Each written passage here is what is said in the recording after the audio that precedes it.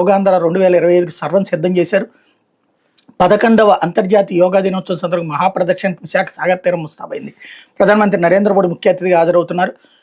Ramakrishna beach నుంచి భీమిలి వరకు లక్షల మంది ఒకే మార్గంలో యోగాసనాలు వేయడానికి అనువుగా ఏర్పాట్లు పూర్తి చేశారు. పచ్చటి తివాచీ మీద సముద్ర తీరంలో 3.26 లక్షల మంది పాల్గొనేలా అన్ని సౌకర్యాలు కల్పించారు. 29 కిలోమీటర్ల మేర ఏర్పాటు చేసిన 326 కంపార్ట్మెంట్లను సిఎస్ విజయానంద్ పరిశీలించారు. శుక్రవారం సాయంత్రానికి 7 రక్షణ నౌకలను తీరంలో నిలిపించారు. ఏయూ మైదానంతో పాటుగా golf club, PM Palem cricket stadium, port stadium, railway exhibition మైదానం, స్వర్ణభారతి ఇండోర్ స్టేడియం సహా 18 క్రీడా మైదానాల్లో యోగాసనాలు వేయబోతున్నారు.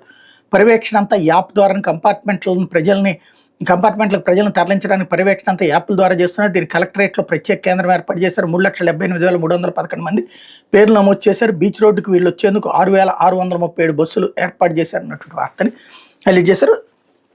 ఈ పేపర్ మనం చదివే టైంకి అనేకంటే కూడా పేపర్ ప్రజల చేతిలోకి ఇదివరకైతే కనుక తెల్లారుజాము 4-5 వచ్చేది, ఇప్పుడు 7-7:30 అయిపోతుంది.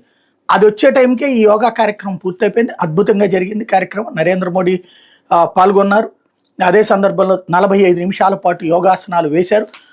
అటు చంద్రబాబు, పవన్ కళ్యాణ్, లోకేష్ వీళ్ళందరూ కూడా ప్రసంగించారు. లేకపోతే మద్యం ముడుపుల సొత్తుతో టాంజానియాలో ఇనుప